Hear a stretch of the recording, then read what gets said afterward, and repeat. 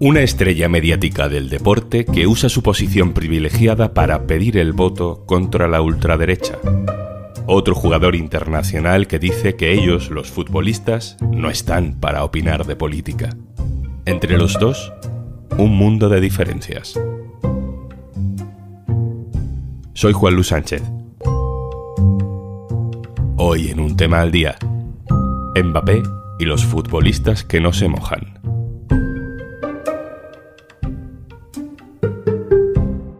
Una cosa antes de empezar. Tenemos una súper oferta para ti. Disfruta de todos los contenidos de eldiario.es y Podimo por solo 3,25 € al mes. Tienes todos los detalles en eldiario.es/promopodimo. Hace unos días comenzó la Eurocopa de fútbol en Alemania. Nos espera un mes de muchísimo fútbol hasta la final del domingo 14 de julio. Pero en este mes van a pasar más cosas y algunas importantes. Hay elecciones legislativas en Francia. Son unas elecciones a 2 vueltas, 30 de junio y 7 de julio. Las convocó Macron como consecuencia del triunfo apabullante, histórico, de la extrema derecha en las elecciones europeas. En Francia todo el mundo habla de este asunto, y por eso le han preguntado a Kylian Mbappé, estrella del equipo francés, jugador de moda, flamante fichaje del Real Madrid, que decía esto sobre el auge de la extrema derecha en su país. Donc c'est pour ça que j'ai vraiment envie de m'adresser à tout le peuple français et surtout à la jeune génération. Je pense qu'on est une génération qui peut faire la différence.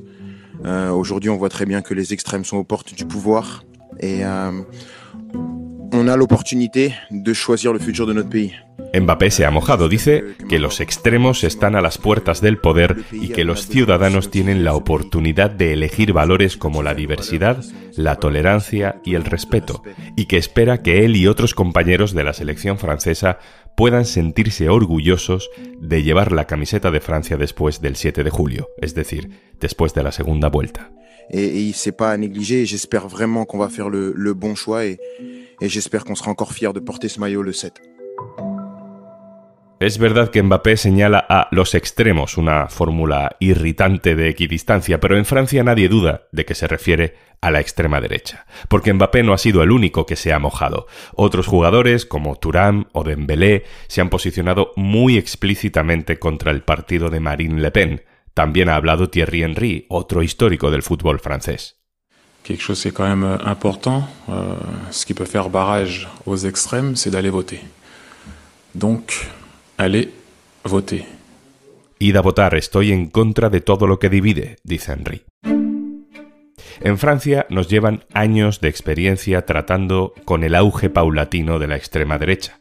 Este es, hace más de 20 años, Zinedine Zidane, ahora entrenador, entonces capitán de la selección francesa. Donc ce que je veux simplement dire, c'est qu'il faut simplement dire aux gens qu'il faut qu'ils votent. C'est très important. Et surtout penser, encore une fois je le dis et je pèse mes mots, c'est penser aux conséquences que ça peut avoir, quoi. En votant un parti qui ne correspond pas du tout aux valeurs de la France, quoi.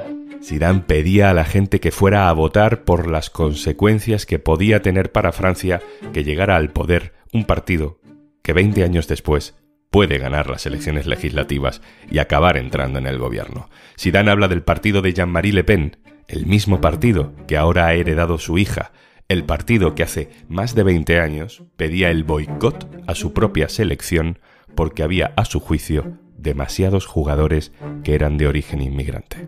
Je trouve que c'est tout de même un peu artificiel de faire venir des joueurs de l'étranger et de les baptiser équipe de France. Hay algo en común entre los jugadores que sufrieron ataques xenófobos instigados por Le Pen padre y los que ahora llaman a votar contra Le Pen hija.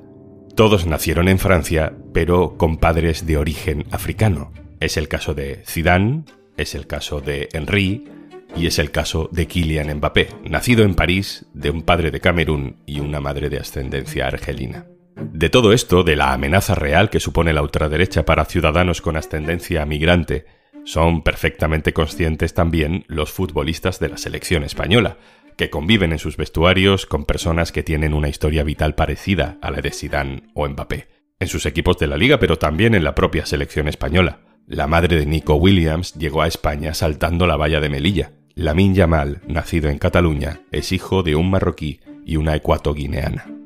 Y sin embargo, cuando le preguntan a otros jugadores, cuando le preguntaron a Unai Simón, portero titular de la selección española, por la preocupación de otros jugadores como Mbappé por el auge de la extrema derecha, lo que dice es que los futbolistas a veces opinan demasiado y él prefiere no opinar. Al final es un tema político, creo que tenemos muchas veces la tendencia a opinar demasiado de ciertos temas cuando no sé si deberíamos de opinar o no, no sé si deberíamos de hacer estas cosas, porque yo aquí presente a vosotros soy jugador de fútbol, yo me dedico al fútbol, soy un profesional del balón y creo que de lo único que me debería dedicar a hablar en este momento aquí con vosotros es de estos temas deportivos y los temas políticos dejarlos a otras personas o a otras entidades. No se moja, mejor no opinar. Como no quiso opinar tampoco otro de los veteranos del mismo vestuario español, Dani Carvajal, cuando la selección de fútbol femenina se plantó por el caso Rubiales. O sea, no voy a opinar, cada uno puede hacer lo que crea conveniente y yo en este caso pues prefiero no hacerlo. Unai Simón o Dani Carvajal son solo ejemplos perfectos de cuál ha sido el estándar del fútbol español. Es mejor no mezclar fútbol y política. Como si eso realmente fuera posible, como si no fuera hacer política ponerse de perfil ante los grandes retos de la sociedad, como si eso no fuera también, por omisión, hacer política. ¿Hay excepciones? Las hay. Pocas, como la de Héctor Bellerín, al que entrevistamos precisamente sobre fútbol y política justo antes de las elecciones europeas, y dijo lo mismo que Mbappé. Yo solo le pido a la gente que vote, que yo tengo mucho miedo en el cuerpo, la verdad. Eso es lo único que puedo decir. Unai Simón y Dani Carvajal y casi todos los demás que dicen que es mejor no opinar tienen algo en común. El problema de fondo no les afecta. No son negros, sus padres no son migrantes, no son mujeres, no son homosexuales. Tienen el privilegio de no sentirse amenazados y no les conviene que haya mucho lío. La atleta Ana Peleteiro, reciente campeona de Europa de atletismo, sí que es mujer y sí que es negra. Yo llegué a casa diciendo a mi mamá, fulanito se metió conmigo en el colegio y me llamó negra. Y mi madre y mi tía me decían, Ana, no, llamarte negra no es malo, no sé qué, ta. Con perfiles como el de Peleteiro, que sufre el machismo y el racismo y no se calla, o el de Vinicius y su campaña antirracista, o de Lamine Yamal, nos vamos acercando a lo que sucede en otros países. Le he pedido a Moja Jereu, periodista experto en racismo, que nos cuente el ejemplo de la NBA, de la liga de baloncesto más importante del mundo, y del rol que allí tienen las estrellas. Hola Juanlu. Los jugadores negros en la NBA se han pronunciado mucho políticamente, pero no siempre ha sido así.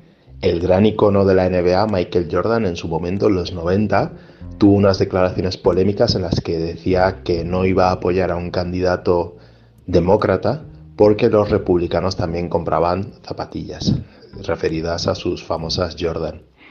De un tiempo a esta parte, el otro icono de la actualidad de la NBA, LeBron James, sí se ha posicionado políticamente. De hecho, tuvo varios conflictos por Twitter, ahora X, a cuenta de sus políticas. Incluso se llegaron a intercambiar tweets con exabruptos. Pero, por ejemplo, si pensamos en el Black Lives Matter, ha sido un momento en el que políticamente se han posicionado muy activamente, denunciando el racismo estructural e institucional, e incluso cada vez que hay elecciones son los primeros que animan a votar, tal y como ha hecho Mbappé. Voy a saludar ahora a otro periodista, Alberto Edjogo, periodista deportivo. Le escuchamos en muchas retransmisiones de fútbol, de radio, de televisión. Le vemos presentando ahora, por ejemplo, en la cadena DAZN. Hola, Alberto. Hola.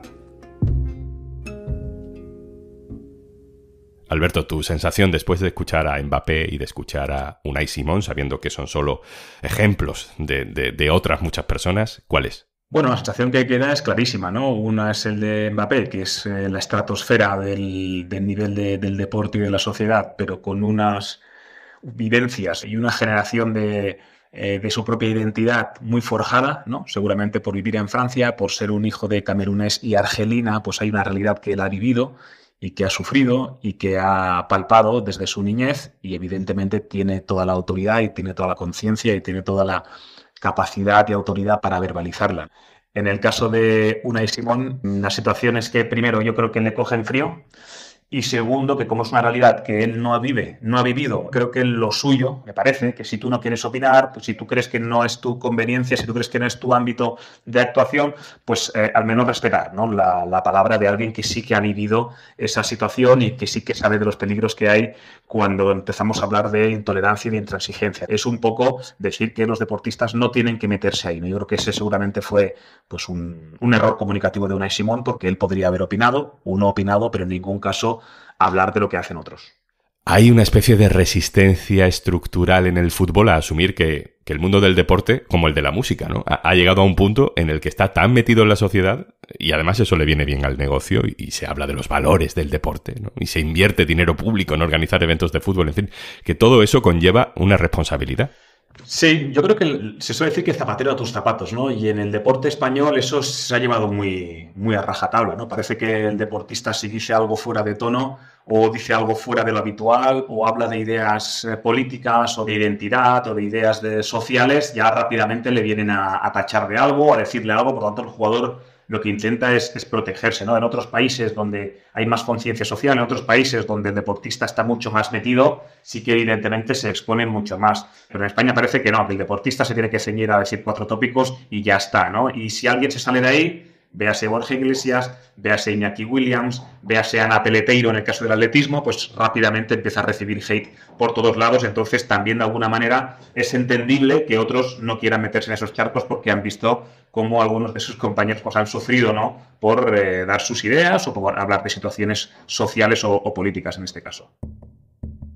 Alberto, tú mismo eres de Sabadell, tus padres llegaron desde Guinea Ecuatorial, llevas años reflexionando sobre este asunto y trabajando además en él. Como periodista supongo que te habrás cruzado 1000 veces la típica conversación de que fútbol y política mejor no mezclarlos. Bueno, es que el deporte en sí ya es política y ya es sociedad, ¿no? Es decir, no se entiende el deporte si no hay política, si no hay movimientos sociales, si no hay movimientos de la comunidad, no se entiende el fútbol, ¿no? Porque el fútbol y el deporte son identidades, sentimiento de pertenencia muchas veces, entonces es imposible desligarlo. Y muchas veces se confunde política con derechos sociales, ¿eh? Muchas veces dicen, no, es que los derechos de la comunidad LGTBI, no, es que los derechos de las personas racializadas, no, es que los derechos de las mujeres tal, y se dice, no hay que hablar de política, pero eso no es política, eso son derechos sociales, eso es sociedad, eso es comunidad, eso es gente, eso es pueblo, ¿no? Y eso me parece que es muy importante diferenciarlo, porque si a cualquier opinión que uno da sobre algo ya se dice, eso es política, pues obviamente es una manera de escaparse y es un atajo que nos lleva a ningún lado, ¿no? Y a perpetuar esa situación, digamos, de hermetismo con respecto a algunos deportistas que yo creo que tienen un altavoz tremendo, que yo creo que son una referencia tremenda para las nuevas generaciones y muchas veces pues no lo aprovechan.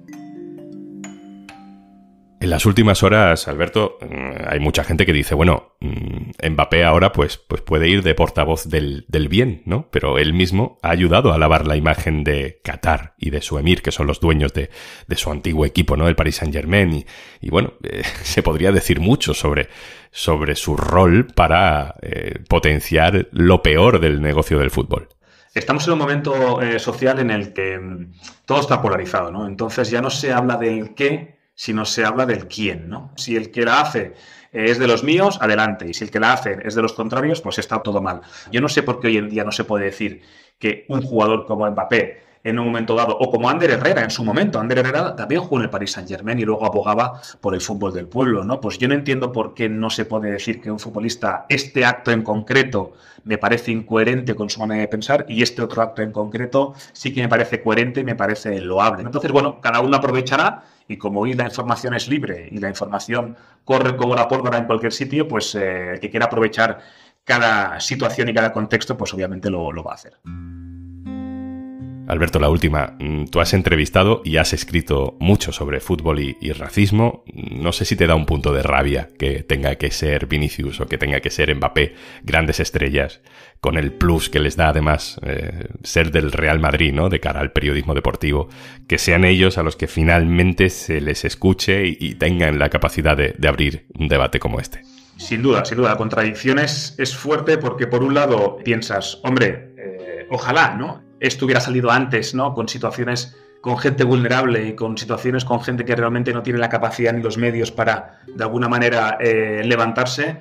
y se tiene que dar con estos deportistas de élite que también tienen ciertas incoherencias, ¿no?, en su ética y en su moral, pero a fin de cuentas creo que es un mal necesario. Creo que al final el objetivo final es que se visibilice el problema, el objetivo final es que se visibilice la situación, el objetivo final es concienciar a la gente, y si ha de ser a través de estos deportistas de élite, pues bienvenido sea, pero al final el que tiene el altavoz más fuerte, el que tiene más volumen, el que tiene más decibelios es el que al final acaba llegando a más gente y con mucha más potencia.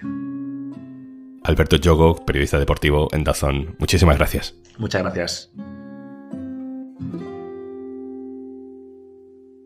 Y antes de marcharnos... A la cama no te irás sin saber una cosa más. Desde cómo se inventó el autotune a enterarte que las jirafas no tienen cuerdas vocales. En Podimo no te van a faltar curiosidades para luego contarlas como si las hubieses descubierto tú. Escucha a Judith Iral, con Tenía la duda o no te lo habías preguntado, y a Charlie OK, de Supergeografía, en Alimenta tu Coco. Y recuerda, tenemos una nueva oferta especial. Por 3,25 € al mes, disfruta de todos los contenidos de eldiario.es y Podimo. Solo si entras en eldiario.es/promopodimo. Esto es Un Tema al Día, el podcast del Diario.es. Si te gusta lo que hacemos, necesitamos tu apoyo. Hazte socio, hazte socia del Diario.es en eldiario.es/socio. El podcast lo producen Carmen Ibáñez, Marcos García Santonja e Izaskun Pérez. El montaje es de Pedro Nogales. Yo soy Juanlu Sánchez. Mañana, otro tema.